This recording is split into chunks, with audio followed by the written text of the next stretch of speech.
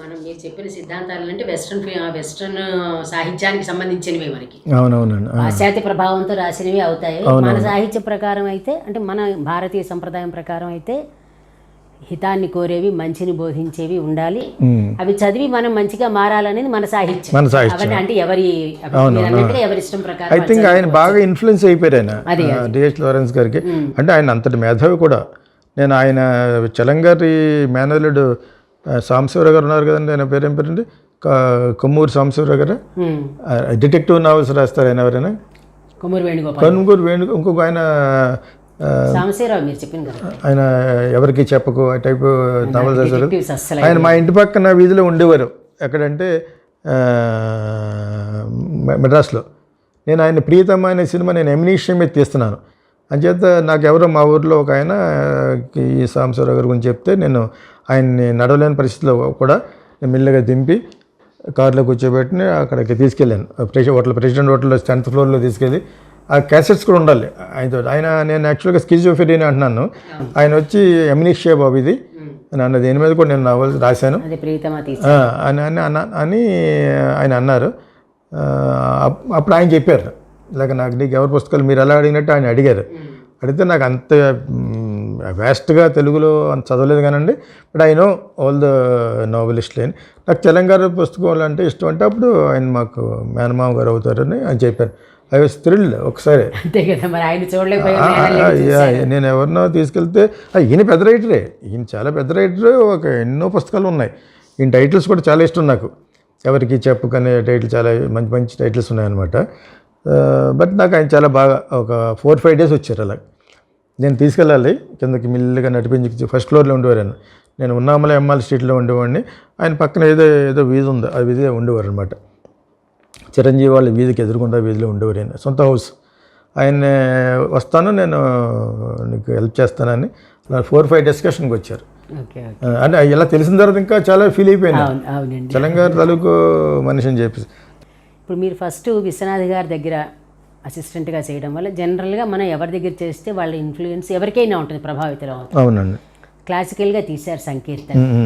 First debut డైరెక్టర్గా మీరు Nandi award కూడా తెచ్చుకున్నారు. అయితే చిత్రం ఏంటంటే మాకు చూస్తే మీరు వార్తల్లో కనిపిస్తారు కానీ 87 నుంచి ఇప్పటి వరకు అంటే ఈ 35 ఏళ్ళలో కేవలం మీరు 8-9 సినిమాలు మాత్రమే తీశారు.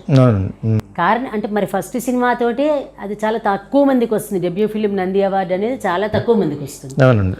తర్వాత కోకిల తీశారు, కోకిల ఒక సక్సెస్ అయింది. కానీ మీరు తర్వాత తీసిన కీచురాళ్ళు కానీ ప్రియతమ కానీ ఇవి కొంచెం చాలా తక్కువ మందికే తెలిసాయి సినిమాలు. అవునండి. ఎందుకని మీరు అంటే అంత మీరు విశ్వనాథ్ గారు లాంటి వాళ్ళ దగ్గర పనిచేసి సంకీర్తన లాంటి మంచి సినిమా, కోకిల్ లాంటి డిఫరెంట్ సినిమా తీసిన తర్వాత దర్శకుడిగా ఎందుకని మీరు అంత ఎక్కువ సినిమాలు తీయలేదు? అది చాలాసార్లు చెప్పాను కానీ వాళ్ళే చెప్తాను, మీరు అడిగారు కాబట్టి. యాక్చువల్గా నేను మీరు అన్నారు కదా ఇందాక తెలంగాణ గురించి, influenced by western literature, maybe అది కూడా కారణం ఏంటని అన్నారు కదా, ఆ సంస్కృతికి బాగా అలవాటు పడి ఉన్నారేమో అని అన్నారు. అలాగా నేను ఇంటర్నేషనల్ ఫిల్మ్ ఫెస్టివల్స్ యొక్క ఇన్ఫ్లుయెన్స్ నా మీద ఉంది. నేను విశ్వనాథ్ గారి దగ్గర చేసే ముందు నుంచే 81-82 నుంచే ఫిల్మ్ ఫెస్టివల్స్కి వెళ్తున్నాను. కలకత్తా ఫిల్మ్ ఫెస్టివల్ కానీ ఢిల్లీ కానీ వదలకుండా ఒక 36 ఏళ్ళు ఇంటర్నేషనల్ ఫిల్మ్ ఫెస్టివల్స్కి వెళ్ళాను. ఆ ఫెస్టివల్స్ నా మీద ఇన్ఫ్లుయెన్స్ ఉంది. నేను ఇండస్ట్రీని కూడా ఇన్ఫ్లుయెన్స్ చేశాను. మీరు అందరూ కూడా వెళ్ళండి, వరల్డ్ సినిమా, ప్రపంచ సినిమా చూసే అవకాశం మీకు అక్కడ ఉంటుందని చెప్పేసి.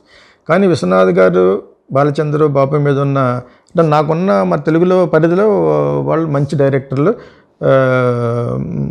ఒక కళాత్మక దృష్టితోటి సంస్కృతిని ఉట్టిపడేలాగా చెప్తూ సంగీతాన్ని వాడుకుని డ్యాన్స్ని వాడుకుని తీసిన డైరెక్టర్లు, ఇటు ఫోటోగ్రఫీని వాడుకుని తీసుకున్న డైరెక్టర్లు, వీళ్ళు ముగ్గురు ఘంటాపదంగా టక్ అని బల్ల గురించి చెప్పేది బాలచంద్ర గారు. ఆయన అంటే చాలా ఇష్టం నాకు.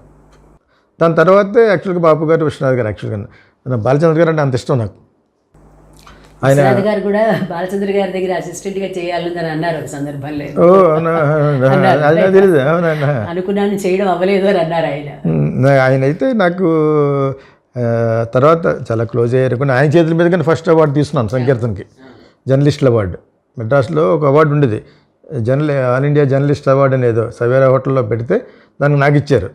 అప్పుడు నేను సభలో చెప్పాను, నేను మీ దగ్గరికి పనిచేయాలని వచ్చాను, మీ చేతుల మీద నాకు రావడం అనేది మస్ట్ బి ఫేట్ అని. బాలచంద్ర ద్వారా ఇప్పించారన్నమాట, నాకు చిన్న అవార్డులు అంటే ఇచ్చారన్నమాట.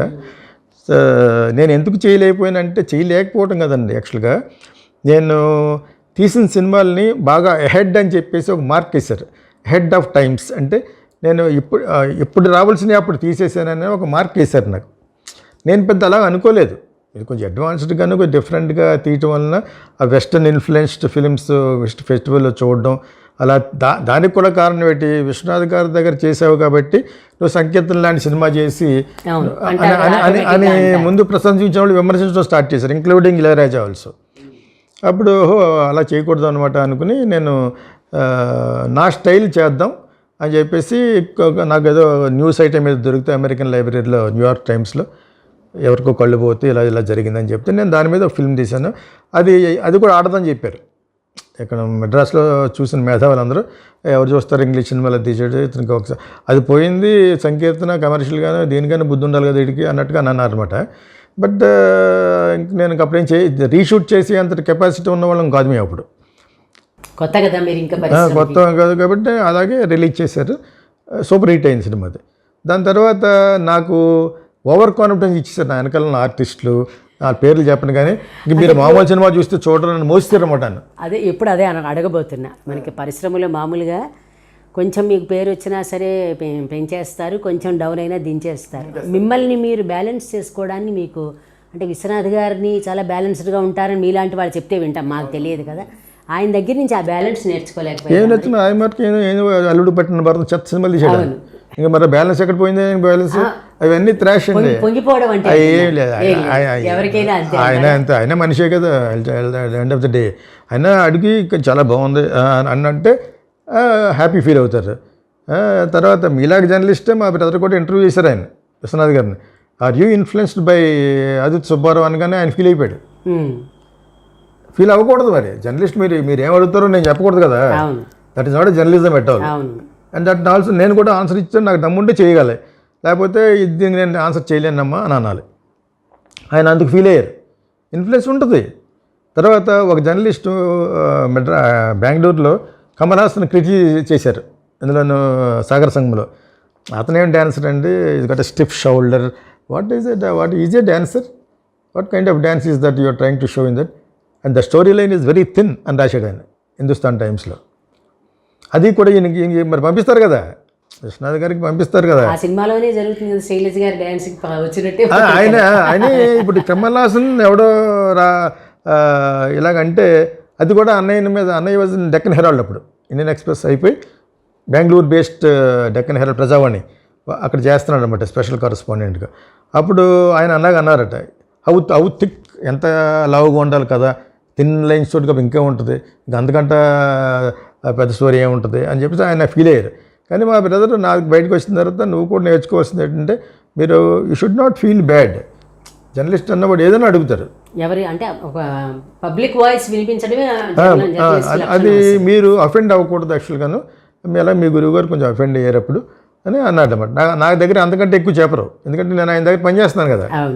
నేను విశ్వనాథ్ గారిని ఇళయరాజాని చేయమని చెప్పేసి బెంగళూరు నుంచి పిలిపించాను మా బ్రదర్ని. సో వీళ్ళిద్దరంటే నాకు మరి ఆయన అంటే గౌరవం, ఇళయరాజా అంటేనే ఇష్టం. ఈయనంటే నేను ఆయన దగ్గర పనిచేస్తున్నాను కాబట్టి, ప్లస్ అన్ని సినిమాలు బాగుంటాయి అంటే కొన్ని చెత్త సినిమాలు తీసేస్తేనే. ఓకే, సో మరి జీవనజ్యోతి తీశారు, ఆ ప్రొడ్యూసర్లుగా మళ్ళీ ఇంకో చెత్త సినిమా తీసాడు. మరి ఆ విజ్ఞతను ఆ బ్యాలెన్స్ ఏమైపోయింది, అక్కడికి చాలా కారణాలు ఉంటాయి. విశ్వం గారు అలా కదండి, కొంచెం మనం కూడా రాఘవేంద్రలో తీద్దామండి అని ఏదో అని ఉంటాడు ప్రొడ్యూసరు. రాఘవేంద్రకి ఏం చేస్తాడు, బొడ్లు ఇవి చూపించడం తప్పితే ఏముండదు అక్కడ. సంచిత ఆ విధంగా మనం కూడా తీద్దామని ఈయన తీసుంటాడు. పులిని చూసి నక్కేదో కోతలు పెట్టుకున్న టైంలో అందరికీ జరుగుద్దండి. అది ఎవడో మేధావి కాదు. మా కెమెరామెన్ ఒకడు ఉండేవాడు, ఈ సినిమా ఇందుకు ఆడొద్దని చెప్పేవాడు ఎవడన్నా ఉంటే తీసుకురా, వాడు పెద్ద మేధావి అన్నాడు. ఆడికి నోబెల్ ప్రైజ్ ఇవ్వచ్చండి.